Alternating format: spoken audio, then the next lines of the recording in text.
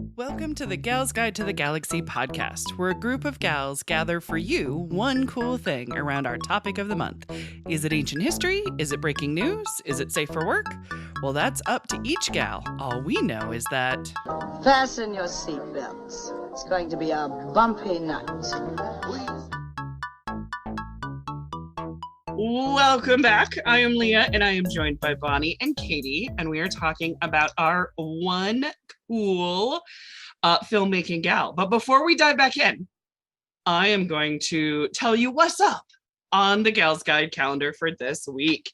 So week 3, for the week of September 19th through the 25th, weirdly, we don't have anything on our calendar for this week. Mostly it's because of the early film club, the third week in the month. So how about this? Come into the library anyway. Check out our awesome book display. We have a great collection of female filmmakers and also fab biographies about your favorite actresses in movies as well. There's always something new to learn at Gals Guide Library. So visit the website. Come on in. That's the calendar event for this week. We'll make our own fun. Exactly. Make your own fun. The library has tons of fun to be had, right? Always. Exactly. So I do have a random get to know you question for you ladies. So I want to know, what is your favorite movie that you can only watch a few times because you want it to feel brand new every time you watch it? Dun, dun, dun, dun, dun. You know, I don't watch too many movies over again. Oh. You know, I'm not as big a movie buff as you are. Gotcha. It's rare for me to want to watch one again over again. But one that's always stuck with me is The Departed. I don't know what it is about The Departed, but like every couple of years I can sit through it again and like it just feels brand new and I'm into it. Nice. That's so a good, it passes both the, you actually want to watch it again, which is a rarity for you, and it feels new again. That's true. I have to share on the other side of the coin. I've been banned from watching movies when I was younger because, you know, when we're younger, we all just watch the same thing over and over and over again. We're trying to digest it. Yeah, absolutely. Apparently, my mom's story is that she had to ban me every so often from watching Annie because I would start acting like a brat, she said. But that's so I'd be like watching Annie, right? Oh my gosh, that's who Bonnie was just talking about. Yeah, the editor of Annie. Aww. But I would watch Annie and then like start being a smart aleck and being mean and sassy to my parents, and then I'd get banned from watching Annie. Wouldn't it be funny if they threatened that you will become a real orphan if you keep that up? Because that would be like, you mean my dreams can come true and I can go see Daddy Warbucks? I was just dreaming of a better life. Oof. Hope I said that. Ironic. I do love that. What about you, Bonnie? I don't really, that's not like a thing for me. Am I that weird? I don't have a thing where things need to be new. Like I will get into a thing every time it's on. Like I will watch things over and over again, but I don't feel like I have to watch things over again. Gotcha. Like if someone gets me started, I can quote you the Holy Grail, like all the way through. Monty Python? Yes. Like the whole way. And like if it's on, I'll watch it. I don't feel the need that I have to watch it all the time. But like, sure. That is totally fair. I didn't realize how weird I was. This is why I love you too. I desperately want to know what your answer is. Maybe I'm missing out on something. My answer is because when I was a filmmaker, the go-to question is, well, what's your favorite movie? And I would always say I have two different answers. A movie I can watch over and over and over again and never get sick of. Like it's on, I'm watching it, like a, Holy Grail kind of situation. But then I also had a list of movies that I did not watch that often because I needed them to feel fresh and new. I needed to watch it and be like, oh my God, that's a great line. Or holy cow, how did they put that together story-wise? Like I needed to forget how good it was to be able to appreciate the good. And my all-time for that is Casablanca. Because I will watch Casablanca maybe every 3 to 4 years. And every time I'm like, how did this magic happen? Because and I don't think I'm the first one to ever say it. Somebody said the screenwriters, because there was 2 of them, they were brothers, they must have been on some kind of magic crack when they wrote this movie because it shouldn't work. and they were writing it the night before filming it. They didn't have an ending to Casablanca when they started filming it because they didn't know if America was going to get into the war. So they didn't even know, like, this whole story should never have worked. All of the lines shouldn't have worked. The romance should have been too complicated. But for some odd reason, it's magical. And even if you kind of don't know the whole cluster that was happening behind the scenes, just the way that it unfolds, like, surprises you if you forget. Well, the next time you're in the mood to watch it, you're going to have to invite me over because I've never seen it. It's so good. Okay, we should have a viewing party because I can tell you, like, they filmed this the last day, or this didn't, like, or Ingrid Bergman had the flu this day, or Humphrey Bogart just totally made up that line. I mean, there's so little nuances that are just like, it does not happen. So, yes. All right. Well, that does not at all lead into my gal. But at the same time, I just, I love a good, weird movie geeky knowledge thing to talk about. Okay. So, yeah, for my gal, strap in, because I'm going to say at the top of all of this that I'm not going to talk as much about my gal in the sense of a biography, but more about what she means to me. So that's the fairness, where it's kind of like, we don't always focus on the hard, like, names and dates and stuff like that. And time is short. And, with this podcast, it's very hard to talk about a whole life anyway. And we always tell our guests, this isn't a thesis statement type show, right? We don't have to cover every fill bit about it. We just want people to get an idea of a cool gal so they can go learn more, right? Yeah, we're sharing our excitement. Right, exactly. But I love details and I love, like, totally obsessing, and I'm not doing that this time. So I kind of feel like, what am I doing? So today I'm going to talk about a gal that I miss, that I adore, and a gal who changed my life, and it's Penny Marshall. Freaking love Penny Marshall. I also guess I kind of have to start by saying I didn't really watch a whole bunch of Laverne and Shirley, which is what she is most famous for. She was Laverne, the L in Laverne and Shirley. I did watch more episodes of Happy Days. Happy Days, she showed up, her and her Laverne and Shirley showed up on Happy Days. And then they got a spin-off show of Laverne and Shirley. So I did watch more of Happy Days. I kind of wanted to be the Fonz, even though I knew I was Richie Cunningham. We're all Richie Cunningham. We all want to be Fonzie. We're not Fonzie. We're Richie Cunningham. But I also knew, like, by heart, the Laverne and Shirley song, the 1, 2, 3, 4, 5, 6, 7, 8, Shamil, Shamazel, Hazaveswell Incorporated. Although I think I've sung it wrong my entire life, and I think it's on purpose. I just kind of blend together the Hassan Pfeffer Incorporated into, and I think that gets it done. But I will say that I probably never really saw Penny Marshall, like, saw her as a human being, saw her as Penny, until 1992. Now, granted, in 1992, I was 15 years old. But this isn't fair for any 15-year-old because I was obsessed with movies at 15. This was the prime time of me being at the theater every week and watching a new release. This was me renting 5 videotapes, which was the maximum amount at Blockbuster. And this was me going and getting the maximum amount of books at my library about movies. So I should have seen her. I should have known who Penny Marshall was way before 1992. But for some odd reason, I didn't see her. I didn't acknowledge her as a filmmaker until then.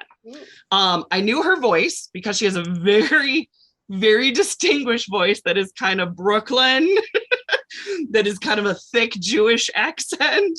And then also just something that is just Penny Marshall. Like, she has a little something that is uniquely her. I knew her face. I knew she was from Laverne and Shirley, but I actually knew more about her brother. Do you guys know Gary Marshall, the film director Gary Marshall? No? He directed Overboard. He did Pretty Woman. Oh, He did a okay. lot of interviews. He's also in every single one of Penny's movies too. Yeah. So I knew Gary Marshall by name and by list of everything he had done. I also thought he was damn funny too. But before I really saw Penny, this is the best way to describe it, saw her as an acknowledged name to face to career, I had already seen the movie Jumping Jack Flash, the Whoopi Goldberg movie. Big with Tom Hanks. These are all films that she directed. And Awakenings with Robin Williams and Robert De Niro. These are all before 1992. The major box office movies. She actually was the first woman to direct a movie that grossed over $100 million that was directed by a woman. And yet, I didn't know her. Very weird. So for some odd reason, her name was kind of like invisible to me, which is really weird. Because again, I'm memorizing actors and directors at this point because I wanted to be a filmmaker. So you want to hear about the day it happened when I finally saw Penny's name? Yeah. Okay. So I'm applying for a summer intensive program. And I'm not even kidding you. This program took place at Madonna University. Catholic school, not the one by the singer. That totally changed what I was imagining. It was still in Detroit, though, which is where Madonna's from. I did get a sweatshirt that said Madonna University because I had to have that because I'm like going, is it a real place? And it really was. So I'm doing a summer intensive program and it's for film production. This program was to actually work with film. It was to work with video. It was to work on an actual music video that would show on MTV. And it was to make a documentary about our life and stuff at the intensive. So it was a real hands-on opportunity to really get to know how to make movies, how to make film and all that stuff. So when I was interviewed for this program, they asked me who my role models were. And I said, Charlie Chaplin, Steven Spielberg, Frank Capra, and George Lucas. And I don't know if it was their face or suddenly me saying all men's names that I kind of went, I didn't mention anybody who looked like me, anybody who was female. And I started to actually kind of wonder if I was even in the same ballpark as the people I mentioned. Because the people that I mentioned, I mean, they were pioneers of their industry. They had a lot of power. They had a lot of control. They produced things. They directed things. They wrote things. I started to wonder whether or not I would ever have that kind of power and whether I'd ever be able to really kind of hold a candle to, you know, who I was talking about. Like, am I really going to be able to like fit in with what they do? So let's just say I'm shame spiraling like you do. And then Entertainment Tonight, which was kind of my TV Bible, if you will. Whoever was on Entertainment Tonight, whoever was being interviewed was like the coolest person in the world to me. Again, I'm 15. So on Entertainment Tonight, there was not only a special about A League of Their Own, but there was interviews with Penny Marshall. And so they showed on-set footage of Penny directing Madonna. So now this is big because, you know, I did get into Madonna University for that program, got the sweatshirt, right? But also I actually watched Desperately Seeking Susan.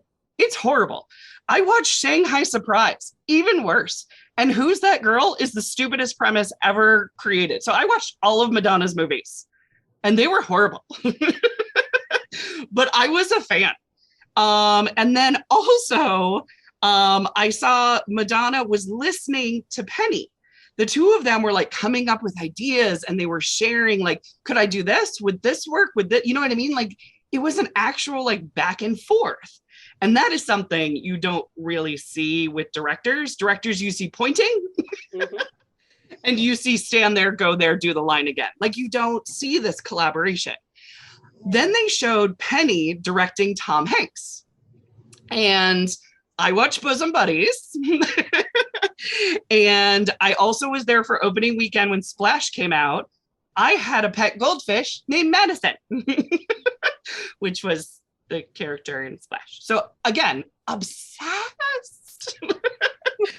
But it showed that Penny was talking to Tom, figuring out the comedy moments, figuring out the serious moments. And it was really showing this wonderful interaction between the two of them. She had this ability to guide people, to crack jokes, but also to get the job done. She had a different style than any other director I had ever seen in a kind of like behind the scenes-ness. So basically, when I saw Penny do it, I finally felt like I could do it. So that's when I kind of saw Penny for the first time. I felt like there was compassion in a job that doesn't usually have compassion. You know. So I started working on directing my own stuff, even if I never really showed it to anybody. I also took an improv class because Penny was an actress, Laverne and Shirley. And so I wanted to be able to not be an actor, but to have that same kind of empathy and compassion. So I took an improv class so I could talk to actors from a place of, I know how scary it is. I know how weird it is. I know what I'm asking you to do is hard. You know what I mean? Because I actually did it as well. I also studied the emotion behind a story because Penny really brought out the emotion, especially in League of Their Own. Holy crap. You're laughing one minute, you're crying the next minute. And you're like, ah! So how that emotion is kind of brought out in a movie, how humor can lift a scene or how humor can kind of set you off guard. And the next thing you know, you're crying because you know what I mean? Like that balance, that dance that she has with humor is so good. The other thing that I really saw in A League of Their Own is she let funny people like Tom Hanks allow you to cry your eyes out. She was allowing actors who you know is one thing to be another thing. And I know there's no crying in baseball. Sorry, I have to say it. I have to say it at least once, right? But I also saw that she had awesome people on A League of Their Own. So it's Madonna, it's Tom Hanks, but it's also Rosie O'Donnell, Gina Davis, Lori Petty. Like I could go on, her brother's in it. But she found their strengths and she let them come out on screen through their characters. So like Madonna got to dance. You know what I mean? It's one of those things where it's like Madonna is Madonna, but she got to dance in a 1940s style and showcase that. Rosie O'Donnell, comedian. She got to crack jokes, but still be within a baseball motif. Lori Petty became everybody's little sister. Like I still want Lori Petty to be my little sister. And I know she's much older than me now. And then Gina Davis showed us what strength and leadership looks like. And I think she's like still doing that with the Gina Davis Institute. That is amazing. And it really came out in A League of Their Own. So they all played characters, but I think that Penny Marshall really let the actors come through their characters. You know what I'm saying? That kind of lowering the guard a little bit. You know what I mean? And I think that's what made A League of Their Own a really good film. And I think it also is what made Penny Marshall like a fantastic director and somebody to kind of, you know, emulate and that sort of thing. So I have probably already like got to my usual time limit where we do our like 10 to 20 minutes, but it's killing me that I haven't even like told you like when she was born. And so I kind of feel like I have to just so yes, so this way, you know, listeners don't feel robbed because I just really kind of scratched the surface. So Penny was born in the Bronx in New York in 1943. Her mother was a tap dancer and her father was a director of industrial films. So her father was a director, just not in a creative side. Her birth name is Carol, actually, because she is named after Carol Lombard, her mother's favorite film actress. Her middle name is Penny because Penny's older sister was saving pennies to buy a horse. And there was no way that family was getting a horse in Brooklyn. So Penny was the, I don't know, compensation of I can't get you a horse, but here's a little sister. Not the same. I understand. Now, the family was also religious, but get this, not in the way you think. So Gary was an Episcopalian. Penny was confirmed as a congregational church member, and her sister Ronnie was a Lutheran. Penny explained it this way, quote, "Mother sent us to any place that had a dance hall where she could put on a recital, and if she needed a performance space, that's where we went. Otherwise, we wouldn't have bothered." They all had a different religion, so they could use the church space. Very I kind of love it. So Penny was a tap dancer because her mother was a tap dancer. Penny was also a teacher and a choreographer for a while. She moved to Los Angeles with her brother Gary, who was writing on this really small show called The Dick Van Dyke Show. I don't know if you've heard of it or anything, but that was like her brother was working on that. Penny started auditioning on her own, and she was in all of her brother's projects. One of them was Happy Days. And so she had the role of Laverne DeFazio on Happy Days, and then that led to Laverne and Shirley. Her directorial debut was Jumpin' Jack Flash with Whoopi Goldberg, which my favorite line, which I just kind of have to say, otherwise you're robbing people of Jumping Jack Flash, which is, "I'm a little black woman in a big silver box that says phone on top. You can't miss me." It's because somebody is dragging this phone booth down the street and she's calling for help. It's hilarious. So anytime I see a phone booth, I always say. Penny also directed Renaissance Man and The Preacher's Wife, which I highly recommend people watch. They're both fantastic movies. She was actually married to Rob Reiner for a decade. I think people forget about this because Rob Reiner was like a massive comedy genius. She also, Penny Marshall, dated Art Garfunkel. Here's why I have to bring this up. There was a reality TV show that was trying to find the next best filmmaker, and the judges were Penny Marshall and Carrie Fisher. And Carrie Fisher, who I've talked about before, she was married to Paul Simon. Simon Garfunkel. Oh, I would love to be a fly on the wall with a TARDIS and see what these two ladies talked about when they compared Garfunkel and Simon in a romantic type situation. They've written us a song about it. You know what? I don't think a song could really encapsulate it because but can you imagine Penny Marshall and Carrie Fisher like talking about, oh my God, yeah. That could be a whole movie or miniseries at all. But anyway, found it interesting. I had no idea that Penny Marshall had a Garfunkel connection at all. So Penny died in 2018. I am still not over it. She was 75 years old, and I'm still like ignoring the fact that we don't have Penny anymore. So I'm going to kind of end and then open it up for any kind of weird questions that I have about Penny Marshall with this. So years ago, I was rewatching A League of Their Own for another podcast that I was on. And we owned the Laserdisc because I'm that old. We had it on VHS, but we had not bought it on DVD. And so I went to my local library to just kind of borrow it on DVD because I was short on time. So while I'm there, I'm looking through the L's and I'm looking for League of Their Own. And I'm there with my daughters. And all of a sudden, oh, I see Leah, Not Leah, which is a film that I produced and wrote. And I'm like, okay, yeah, cool. There's my movie. That's awesome. League of Their Own. Like I'm still looking for the actual movie. When suddenly my daughter turns to me and says, Mom, it's right there next to your movie. I didn't see it. I could not see that A League of Their Own was sitting right next to a movie that I made.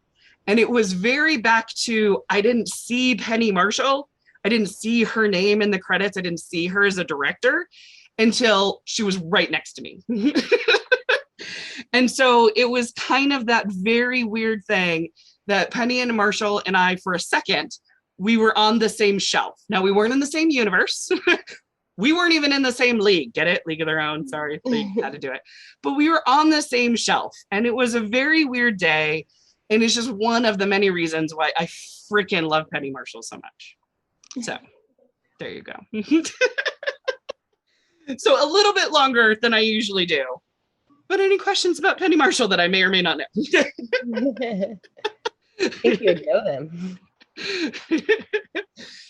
I think it's incredible how you found her at just the right moment when you needed her. Yeah, Yeah. Like, you weren't seeing yourself in any of those other directors you could name or list, even though you admired their work. But seeing her technique and the way she worked, and, I'm sure that appealed to you so much more. Mm-hmm. What you'd Once learned I about could before. actually see her, I could really actually pay attention to what I was supposed to pay attention to. Yeah. Yep. Very cool. It's weird the way the universe works, so I encourage people to, let that weirdness happen. Have either of you seen A League of Their Own? Please, for the love of Christ. Yeah. Yes. Definitely. Required. Yes. And I'm actually probably going to rewatch it again because someone in this household has seen it and it's like, it's fine. No, it's not fine. It's fantastic. Because I'm very excited about I don't know if it's out or about to come out. It's out. Series. Amazon. And I'm very excited to watch it. And he's like, it's fine. Yeah. So I have watched the full League of Their Own series. It's 7 parts that is on Amazon.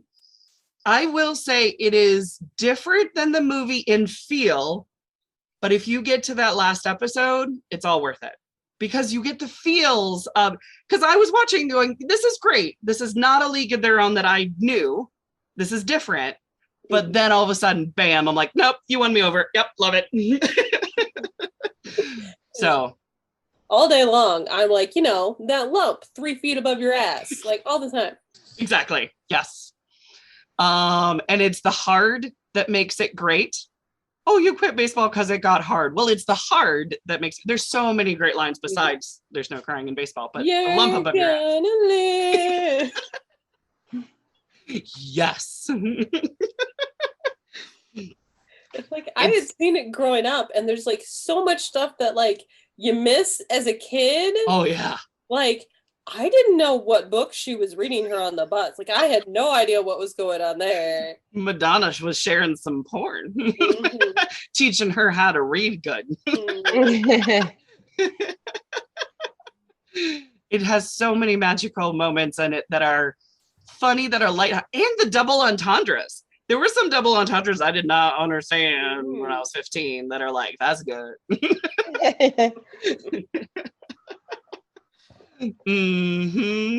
What was it?